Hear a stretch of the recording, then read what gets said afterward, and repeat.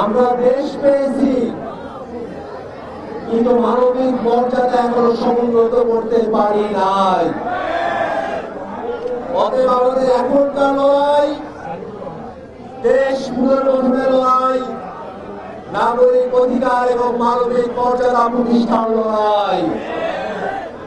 এই লড়াইতে বাংলাদেশকে নতুন করে করতে হবে। বাংলাদেশের প্রত্যেকটা রাষ্ট্রীয় প্রতিষ্ঠানকে নতুন করে ফেলে সাজাতে হবে। বাংলাদেশের বিচার বিভাগ, বাংলাদেশের নির্বাহী বিভাগ, বাংলাদেশের সংসদে যারাই আসবে তারা জনগণের পক্ষে কাজ করবে এমন নীতি সংস্কার করে আমাদেরকে বাস্তবায়ন করতে হবে।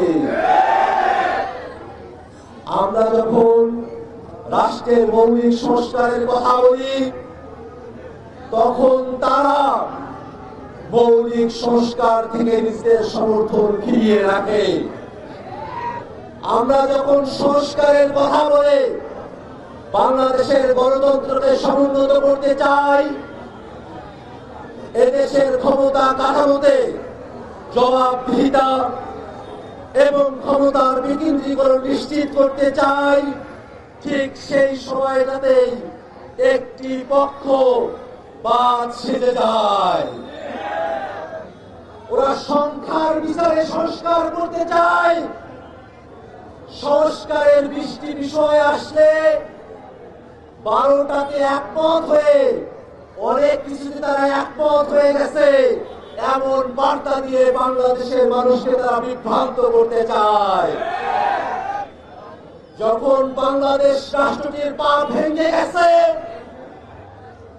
যখন আমাদের হাড়কে জোড়া দেওয়া প্রয়োজন, তারা তখন চামড়ার উপরে 5টার করে মলম লাগিয়ে হাড়টাকে ভাঙ্গা রেখে তারা চিকিৎসা করে তারা ক্রেডিট দিতে চায়।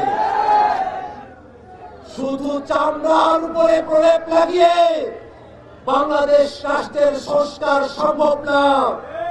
এদেশের অস্থি মজ্জায় যে গণতন্ত্র বিরোধী ফ্যাসিবাদী উপাদানগুলো রয়েছে সেগুলোকে সারিয়ে তুলে নতুন বাংলাদেশ বিনির্মাণ করতে হবে। ভাইরা আমার, আজকে আমরা একদিন আমি আপনাদের সামনে উপস্থিত হয়েছি, ঠিক এই দিন গত বছর শাহবাগ থানার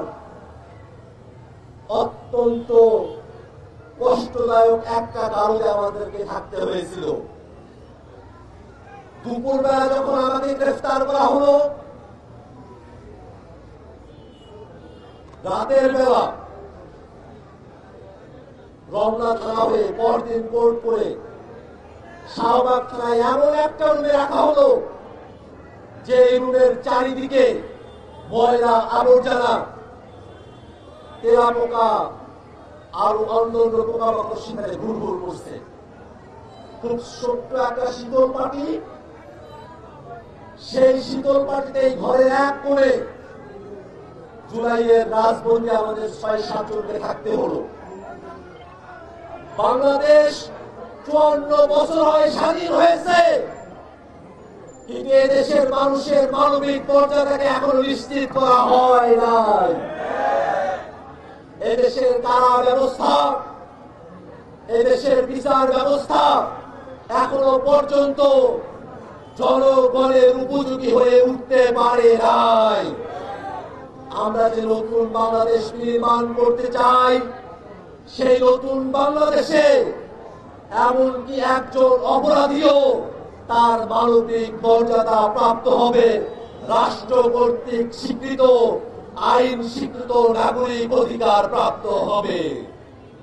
ভাইরা আমার, সেই নতুন রাষ্ট্র বিনির্মাণের জন্য আওয়ামী সন্ত্রাসী, দখলবাজ, খুনি, গণহত্যাকারী, মানবতা বিরোধী অপরাধী, আমরা তাদের বিচার প্রত্যাশা করেছি।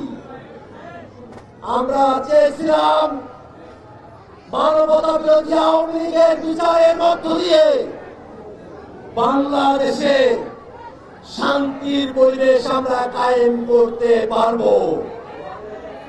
কিন্তু দুর্ভাগ্যের বিষয়, এতগুলো মানুষকে হত্যা করার পরেও আওয়ামী লীগের নেতা কর্মীদের মধ্যে এখনো পর্যন্ত কোন অনুশোচনা পাপবোধের জায়গা তৈরি হয় নাই।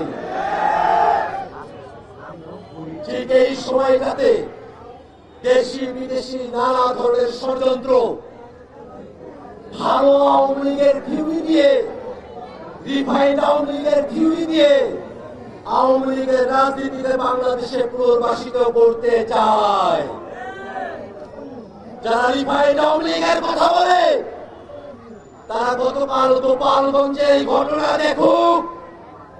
ওই আওয়ামী লীগ এখনো অস্ত্র হাতে, বিস্ফোরক দ্রব্য হাতে বাংলাদেশের জনগণের অভ্যুত্থানের নেতাদের জীবনের হুমকি হয়ে দাঁড়িয়ে আছে।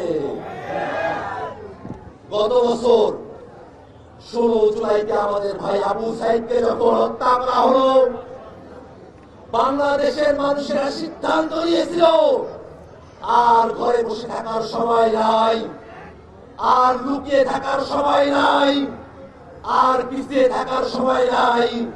আওয়ামী লীগের স্বৈরতন্ত্রের বিরুদ্ধে আমাদের সকলকে রাজপথে আসতে হবে। ঠিক 1 বছর পরে আওয়ামী লীগ, নিষিদ্ধ ছাত্রলীগ গোপালগঞ্জে যখন আমাদের উপরে গুলিবর্ষণ করেছে, আমরা আবারও সিদ্ধান্ত নিয়েছি, শপথ করেছি, এই বাংলাদেশে আমাদের জীবন থাকতে আমরা আওয়ামী লীগের রাজনীতিকে, মুজিববাদের রাজনীতিকে ফিরে আসতে দেব না। ভাইরা আমার, এই বাংলাদেশে মুজিববাদী সংবিধানের মধ্য দিয়ে আমাদের অভ্যুত্থানের আকাঙ্ক্ষাকে, মুক্তিযুদ্ধের আকাঙ্ক্ষাকে দাবিয়ে রাখার প্রচেষ্টা করা হচ্ছে।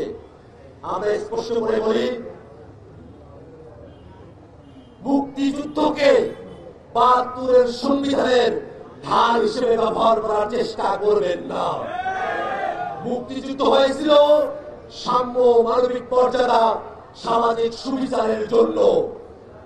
আর বাংলাদেশের সংবিধানটা করা হয়েছিল শেখ মুজিবকে বাংলাদেশের একাধিপত্য দেওয়ার জন্য। সেই সংবিধানকে আরো কাটাছেড়া করে ওরা বাকশাল করেছিল, ওরা ফেসিবাদ করেছিল, ওরা বাংলাদেশের মানুষের গণতান্ত্রিক আকাঙ্ক্ষাকে লুণ্ঠন করেছিল। অতএব এই বাংলাদেশে সংস্কার, বিচার এবং নতুন সংবিধানের দাবিতে আমাদের যে পদযাত্রা চলছে, এই পদযাত্রার উদ্দেশ্য বাস্তবায়িত হওয়া পর্যন্ত মানিকগঞ্জের আপামর জনতা, নারী পুরুষ, আলেম ওলামা, হিন্দু মুসলিম নির্বিশেষে সকল শ্রেণী পেশার মানুষকে রাজপথে সক্রিয়ভাবে ভূমিকা রাখার আহ্বান জানিয়ে আমি আমার সংক্ষিপ্ত বক্তব্য এখানে শেষ করছি। ইনকিলাব জিন্দাবাদ, মুজিব